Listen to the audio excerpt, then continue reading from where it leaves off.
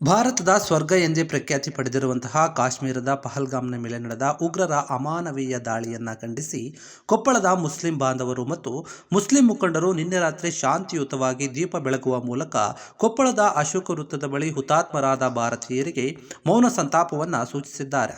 ಕಾಶ್ಮೀರದ ಮೇಲೆ ಉಗ್ರರ ಅಮಾನವೀಯವಾದಂತಹ ದಾಳಿಯಿಂದ 27 ಭಾರತೀಯರ ಪೈಕಿ 3 ಜನ ಕನ್ನಡಿಗರು ಉಗ್ರರ ಗುಂಡಿಗೆ ಬಲಿಯಾಗಿದ್ದು, ಹುತಾತ್ಮರಾದವರಿಗೆ ಹಿಂದೂ ಮುಸ್ಲಿಂ ಬಾಯ್ ಬಾಯ್ ಎಂಬ ಭಾವನೆಯಿಂದ ಕೊಪ್ಪಳದ ಮುಸ್ಲಿಂ ಬಾಂಧವರು ಸಂತಾಪವನ್ನು ಸಲ್ಲಿಸಿ ತಮ್ಮ ಆಕ್ರೋಶವನ್ನು ಹೊರಹಾಕಿದ್ದಾರೆ.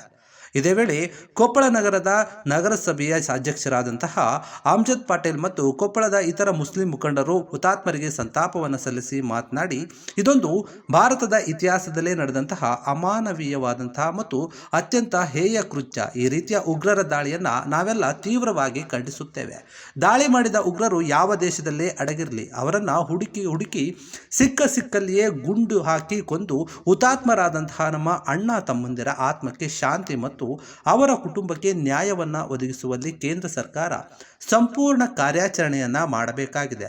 ಉಗ್ರರು ಯಾವ ದೇಶದಲ್ಲೇ ಇರಲಿ ಒಡೆದು ಉರುಳಿಸಬೇಕು. ಉಗ್ರರು ಇನ್ನೊಮ್ಮೆ ಭಾರತೀಯರು ಮತ್ತು ಭಾರತದ ಒಂದು ಹೆಸರನ್ನು ಕೇಳಿದ್ರೇನೆ ನಿಂತಲ್ಲಿಯೇ ಹೆದರಬೇಕು. ಆ ರೀತಿಯಲ್ಲಿ ಅವರಿಗೆ ಪಾಠವನ್ನು ಕಲಿಸಬೇಕು.